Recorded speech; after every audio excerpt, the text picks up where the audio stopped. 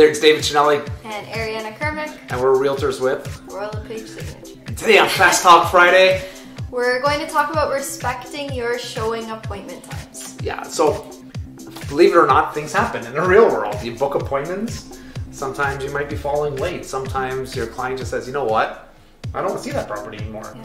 Sometimes there's a snowstorm and you're going to be late. Sometimes you show up early and they might think nobody's else. Any of those circumstances, what should you do as a realtor? You should definitely call or cancel if you know you're going to be late, just to respect the rest of the day's schedule, because you don't want to mess up everybody else's appointments as well. So I've had a number of agents that either got to a house which they thought was vacant, they called me and said, is it okay to get in early? I said, absolutely, if it was vacant. Other times, no, not so much. It was like, unfortunately, we have another appointment booked at this time. Can you come at a different time? It's always good to have some sort of communication. One thing that drives us nuts is like when you get there, sometimes it might be 5 or 10 minutes late. That's fine. The appointment, you still have a time slot. Yeah. You get there and there's still an agent in the property. Yeah. During COVID, you're not supposed to have two houses, and they're like, and knocking on the door. The agent ignores you. Yeah.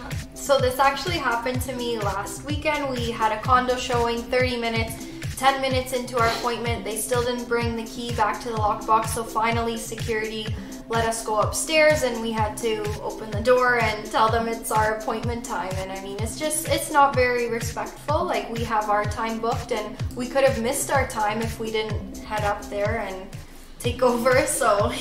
Yeah, you just have to be respectful of people's times. And again, if there's people living in the home, it's better to cancel an appointment than just to not show up. Yeah. You know, like we just sold our house.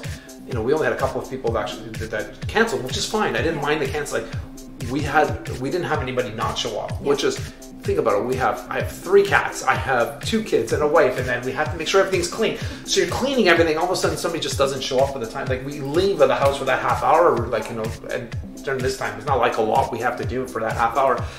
It's better just to let us know that you're not going to show up. It really is. Just be respectful of the seller as well.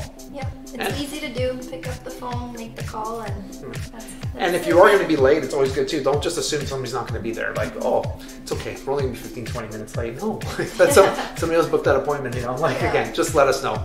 Just be courteous. I guess that's at the end of the day. Yeah. And use common sense. Thanks, guys. Thanks. Giggles today. All